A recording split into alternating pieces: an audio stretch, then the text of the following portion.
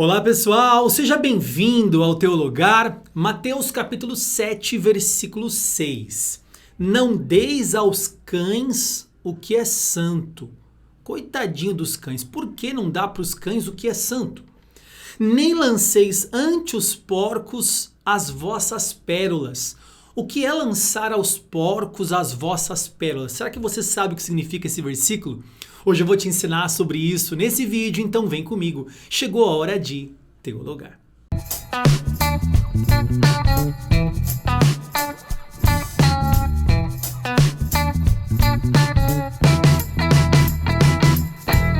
Muito bem, pessoal, seja bem-vindo a mais um vídeo aqui no Teu Lugar. Se você ainda não é inscrito, se inscreva neste canal e deixa um like pra gente se você gosta aqui do nosso conteúdo, se você é abençoado, abastecido, alimentado, se você aprende um pouquinho mais aqui com a gente. Bom, hoje eu vou te ensinar um versículo muito importante. Jesus, no Sermão da Montanha, falou em Mateus 7, versículo 6, para não lançarmos pérolas aos porcos. O que será que é isso? Não lançar o que é santo aos cães. O que será que Jesus quis dizer com isso? E hoje eu vou te ensinar, você vai crescer no conhecimento do Senhor. Olha só, eu vou abrir aqui no meu computador o software Logos, que vai deixar bem mais didática a nossa aula. Vai ficar coloridinho na sua tela e você vai absorver muito melhor o conteúdo, tá bom? Então vamos lá, vai aparecer aí para você na nossa tela aqui o software bíblico Logos. Eu abri aqui uma versão da Bíblia, a nova Almeida atualizada, que diz assim: não deem aos cães o que é santo, nem joguem as suas pérolas diante dos porcos. O que é cães? O que são porcos aqui? Será que são os cãezinhos de estimação que eu tenho em casa? Por que eu não posso dar pérolas aos porcos? Que metáfora é essa que Jesus quis dizer? Então eu abri aqui alguns comentários e para facilitar, para que eu não tenha que pegar vários livros aqui, o Logos coloca tudo no mesmo lugar e eu com um clique consigo mostrar aqui na tela para você. Então nós vamos ler hoje alguns comentaristas sobre esse texto. O que é que alguns comentaristas falam sobre esse texto? E você vai ver a riqueza das informações que você vai aprender com apenas um versículo, tá? Então vamos abrir aqui o comentário do William Hendrickson. E ele vai nos ensinar o que são esses cães e o que são esses porcos. Veja comigo. A referência aqui não é a cãezinhos de estimação, e sim a cães vagabundos, grandes, selvagens e feios. Podia-se vê-los em quase toda parte, perambulando pelos lixos, à procura de restos lançados nas ruas. Veja, não quer dizer também que são os vira-latas, né? Não é nem o cãozinho de raça que você tem na sua casa, nem o cão vira-lata que está perambulando pela rua. A questão aqui é uma questão espiritual. E o William Hendrickson vai nos ensinar agora aqui com versículos bíblicos. Ele vai dizer o seguinte: eram considerados imundos e nojentos. Então os cães que Jesus fala aqui não é o cãozinho de estimação nem o vira-lata, mas era um símbolo de algo que era imundo e nojento, conforme as referências bíblicas apresentadas aqui que você está lendo na sua tela. Eles ameaçam, eles uivam e rosnam, são gananciosos e atrevidos. Em resumo, eles são desprezíveis. Ser devorado por cães era sinal de que sobre uma pessoa pairava uma especial maldição de Deus. E tem as referências bíblicas aqui também, para mostrar que quando Jesus fala de cães, não são os cães de estimação, mas é uma categoria de pessoas que são consideradas imundas. Que pessoas são essas? Vamos complementar aqui com os porcos, tá? Em azul agora para você ver aí na sua tela. Com relação aos porcos, ele dá inclusive uma referência aqui de Mateus 8 e passagens paralelas, que era o refúgio escolhido por demônios, né? Quando o demônio sai daquele homem e ele vai até os porcos, né? Aqui são considerados como sendo igualmente desprezíveis e imundos. O Antigo Testamento menciona os suínos entre os animais imundos. Por exemplo, Levítico 11, versículo 7. Também o porco, porque tem unhas fendidas e o casco dividido, mas não rumina, este vos será imundo. Segundo a lei no Antigo Testamento, esse animal, o porco, ele era considerado imundo. Em Isaías 65, em Isaías 66, denomina-se de abominação o comer carne de suíno. Eu vou gravar sobre isso ainda, tá? Não é tema desse vídeo agora. Para o filho pródigo, por exemplo, ser mandado para os porcos a alimentar porcos deve ter aumentado sua miséria. Cães e porcos são mencionados juntos, não só aqui em Mateus 7,6, mas também essencialmente em 1 Pedro 2,22, que diz: o cão voltou ao seu próprio vômito e a porca lavada voltou a revolver-se no lamaçal. Então a primeira coisa que nós aprendemos aqui com William Hendrickson é que esses porcos e esses cães não são os animais, mas é uma metáfora que Jesus está usando para não lançar as pessoas como se fossem cães e porcos, aquilo que é sagrado, aquilo que são pérolas. Eu já vou falar o que é isso. Então, cães e porcos não são literais no texto de Mateus 7, versículo 6, mas uma figura de seres humanos, de pessoas que são classificadas por Jesus como cães e porcos, ou seja, pessoas consideradas imundas. Para complementar o estudo, vou pegar aqui o comentário do reverendo Hernandes Dias Lopes, que ele diz o seguinte: fica evidente no texto em tela que Jesus não condena o julgamento. Olha que interessante aqui. Então nós devemos entender quem são os cães e quem são os porcos. Jesus deu para nós essa incumbência também de provar os espíritos. Ele comenta aqui com Charles Spurgeon dizendo o seguinte: como disse Charles Spurgeon, você não deve julgar, que é o contexto do texto, né, de Mateus 7, não julgar para não ser julgado, mas não devemos agir sem julgamento. Nós devemos ter sim discernimento. Então precisamos ter olhos abertos, ouvidos atentos e discernimento claro sobre a realidade à nossa volta. Jesus diz que devemos distinguir as ovelhas dos cães, dos porcos e dos lobos. Como é que a gente faz isso, professor? Com oração, pedindo a Deus discernimento de espíritos, para que Deus nos mostre quem realmente são aqueles que são as ovelhas e quem são os cães, os porcos e os lobos. Eu não devo pregar então a essas pessoas? Não, não é isso. É que tem momentos de ficar calado e momentos que devemos falar. Então vamos aprender um pouquinho mais, inclusive com aqui o Hernandes, que ele diz o seguinte: olha, em observância a esse princípio, é que Jesus se recusou a falar com Herodes, por exemplo, nesse texto aqui, e de muitos modos o interrogava. Jesus, porém, nada lhe respondia. Por que será que Jesus ficou calado ali? Será que não é esse o contexto de não lançar pérolas aos porcos? Não lançar o que é sagrado aos cães? Bem como a responder aos líderes religiosos que tentaram armar-lhe uma cilada, aqui em Lucas 21 também, quando ele perguntam assim para ele: com que autoridade você faz essas coisas? Ele fala: vou te fazer outra pergunta. O batismo de João foi do céu ou da terra?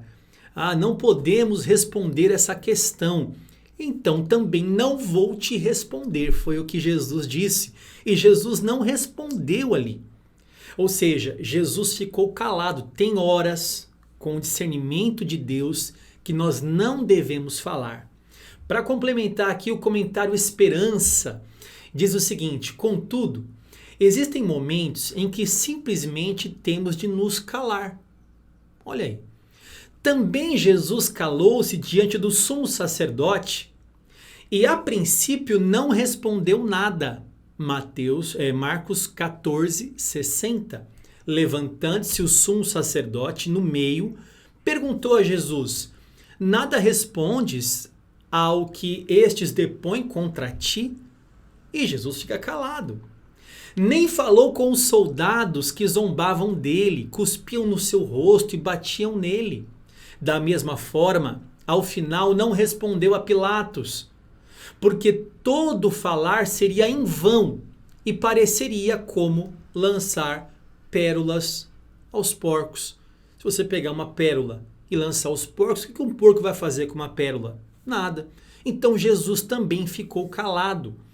O ensinamento desse versículo é que nós, em certos momentos, não devemos falar. Voltando aqui ao William Hendrickson, tem uma partezinha aqui embaixo que eu grifei também, achei muito legal. Ele diz o seguinte: segundo o nosso modo de ver, os apóstolos levaram a sério essa lição. Por exemplo, no caso de Paulo, ele também não falou. Olha só aqui em Atos 13:45. Mas os judeus, vendo as multidões, tomaram-se de inveja e, blasfemando, contradiziam o que Paulo falava. Enquanto Paulo falava, os judeus blasfemavam e contradiziam o que ele falava. Versículo 46 diz assim: então Paulo e Barnabé, falando ousadamente, disseram: cumpria que a vós outros, em primeiro lugar, fosse pregada a palavra de Deus, mas, posto que a rejeitais, e a vós mesmos vos julgais indignos da vida eterna, eis aí que nos volvemos para os gentios. Quer dizer, já que vocês não querem receber a palavra, eu não vou lançar pérolas aos porcos. Já que vocês não querem, deliberadamente rejeitam a salvação e a vida eterna, eu vou me voltar aos gentios. Também em Atos 18 diz assim: quando Silas e Timóteo desceram a Macedônia, Paulo se entregou totalmente à palavra, testemunhando aos judeus que Cristo é Jesus, que o Cristo é Jesus.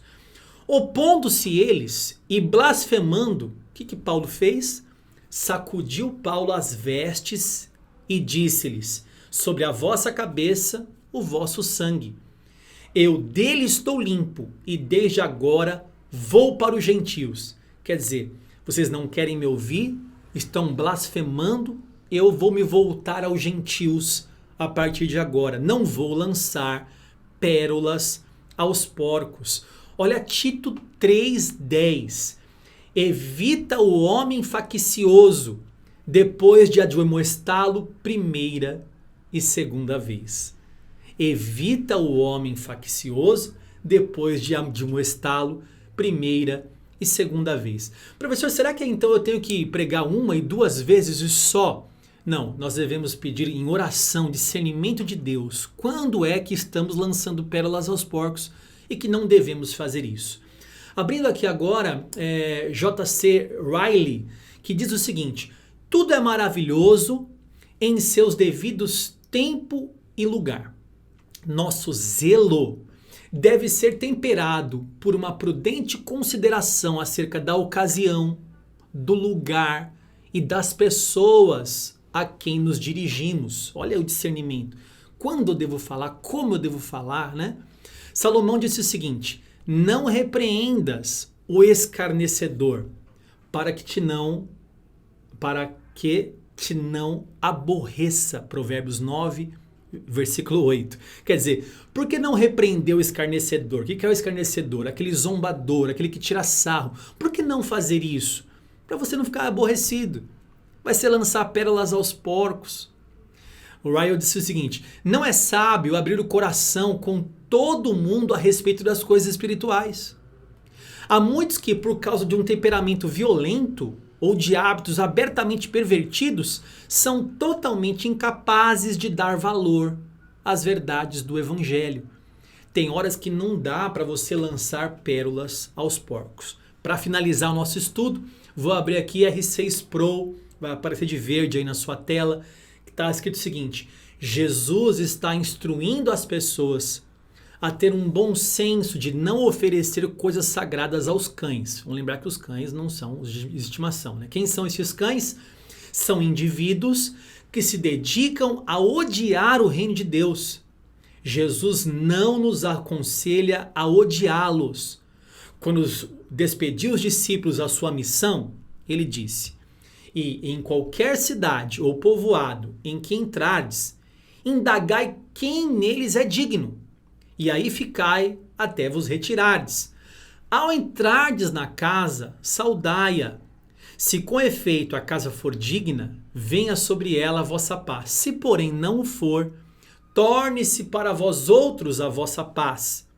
Se alguém não vos receber, nem ouvir as vossas palavras, ao sair daquela casa ou daquela cidade, sacudi o pó dos vossos pés.